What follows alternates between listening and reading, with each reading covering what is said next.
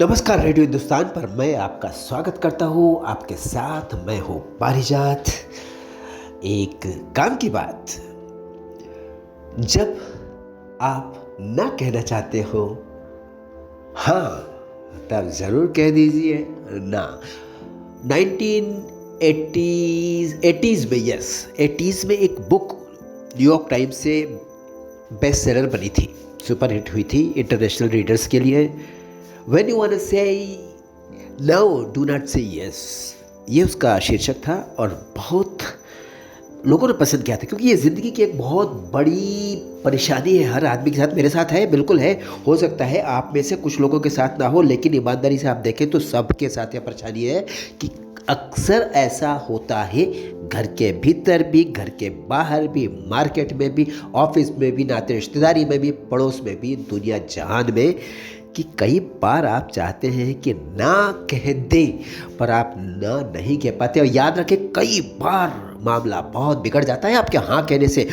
कई बार तो उसी समय, और कई बार आगे चल करके आपको लगता है कि उस दिन अगर ना कह दी होती साफ साफ तो बड़ा अच्छा हुआ होता। लेकिन कोई बात नहीं, जो होना होता है वो होता है। फिर भी आप याद रखिए कि जब तक आपके हाथ में आपकी ज़िंदगी का स्टीयरिंग है, जब तक आप अपनी गाड़ी खुद अपने हाथ से चला रहे, याद रखिए सही रास्ते पे ले जाइए उसको। ये मत कहिए कि गलती से बाएं हाथ में मुड़ गया चले जा रहे। जी नहीं, सीधे जा रहे हो तो सीधे हाथ में ही मुड़ो।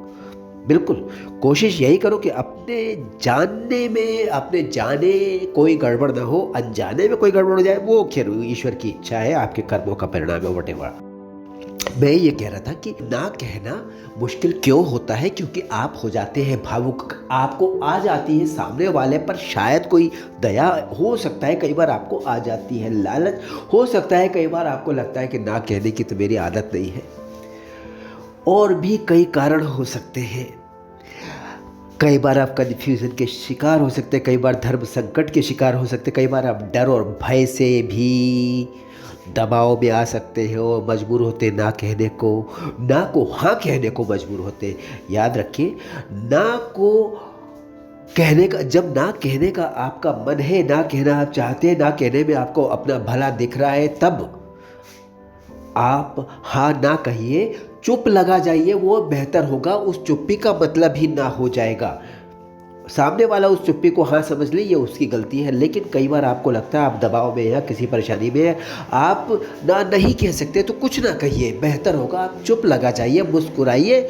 सामने वाला सोचेगा कि जी हाँ आपने मान लिया, वो खुश हो जाएगा। लेकिन आपको जो करना है वही कीजिए। याद रखिए, आपकी ज़िंदगी आपकी है, आपकी ज़िंदगी की गाड़ी आपकी ज़िंदगी की स्टीयरिंग आपके हाथ में है, आपका ड्राइविंग व्हील आप खुद हैंडल कर रहे हैं। याद रखिए, किसी को आप पीड़ा देते हैं, कष्ट देते हैं, मारते पीटते, लूट करते, जेब काटते हैं, गाली बकते, ये सब बुरा है, आप हर्ट कर रहे हैं उसको। लेकिन किसी को ना कह करके बहुत कम ऐसा मौका होता है आप उसको हर्ट करें।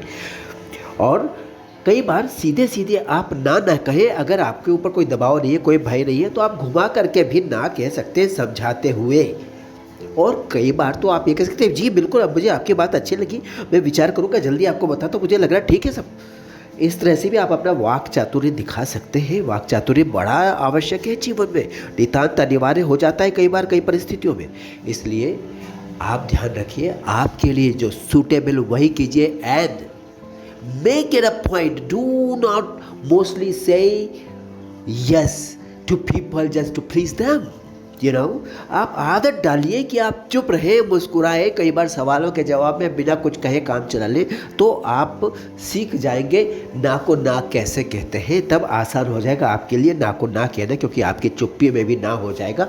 और कल को आप कह सकते कि हाँ मैंने हाँ तो किया नहीं था, आपने कैसे मान लिया कि मैंने हाँ कर दी, ठीक है, तो उसकी जिम्मेदारी आपकी नहीं होगी। सीख जाइए, ये एक आर्ट है, और ये आर्ट बड़ा ज़रूरी है ज़िंदगी के व्यापार में। फिर मिलता हूँ आपसे रेडियो हिंदुस्तान पर। करते रहिए काम, बोलते रहिए जय श्री राम, और सुनते रहिए रेडियो हिंदुस्तान।